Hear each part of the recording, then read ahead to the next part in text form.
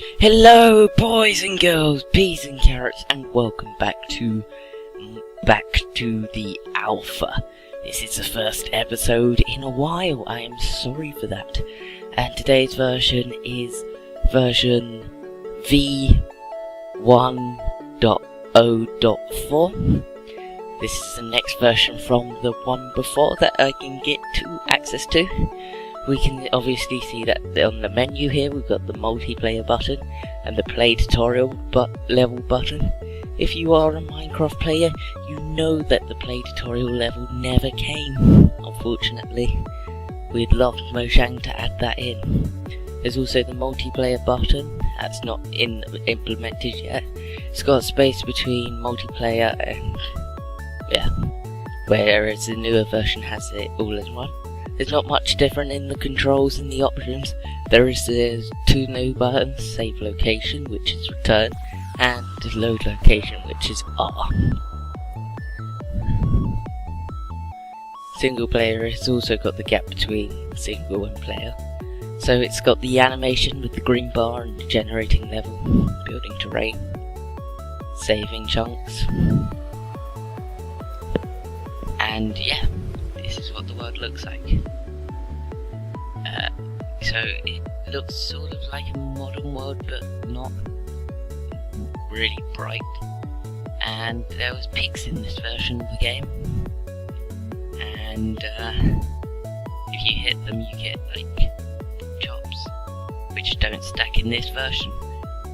There's caves in the hills with water and coal. If you can see that up there, I'm not sure how bright this is going to be on YouTube. Yeah, pigs drop pork chops, as you can see here. This one dropped 2, which I thought was quite weird, as I thought that was only a feature in a later version of the game, but it seems not so. I thought you either got 0 or 1, not 2. Maybe you did get 2, I can't quite remember. This cave is very dark, so I had to put the brightness up in the editing bit so you can see it. Yeah, I couldn't see it when I was playing, so that's why I have to get a new world up. World file sizes are really small, megabytes, not gigabytes or anything. I think it's sort of the same today, but I think they're bigger. Yes. This is a cave. So the caves look very nice. So this is a new world. You can see that this looks very much like the new feature in 1.8, amplified terrain. It doesn't look quite as good, but it looks like a small, model version sort of thing of it. And this happened a lot in the alpha version of Minecraft. It used to just float everywhere. Here's another cave through the mountain. Yes. Up here we can come to the top of the mountain and see how far we can see the far end of distance. I don't think I have it on far yet, but when we get on top of one of these trees I'll put it on far, if it's not already. So yeah, cut down a bit of this tree, jump up, you can jump onto that bit of the leaf. So yeah, I came back round and chopped down some more leaf, and yes. So this is what you can see from this tree. There's sheep down there, as you can see. This is very high up compared to most hills in the game at this point. I did try and do the save location thing, but the save location thing didn't quite work for me. I'm not sure why. If you punch sheep, wool come out. This is something that's very nice, because I remember killing sheep for their wool. I can't remember punching them like you've got shears in your hand, but you haven't.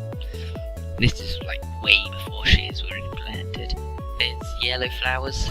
You may not recognise these anymore because they changed all the flowers and stuff in that flower update. But hell, here's the poppy as it's now known, but it used to be known as red flower, which I thought was a really creative name. So along this plane I keep trying to press R to reload my location. It didn't quite work. Not sure if I was pressing the wrong keys or something, but I thought I was pressing the right keys. Sand. Like sand. And yeah.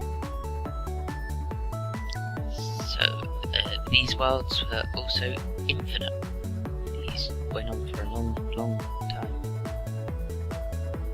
There's the save location things that don't work. So I tried it again here, and it didn't work.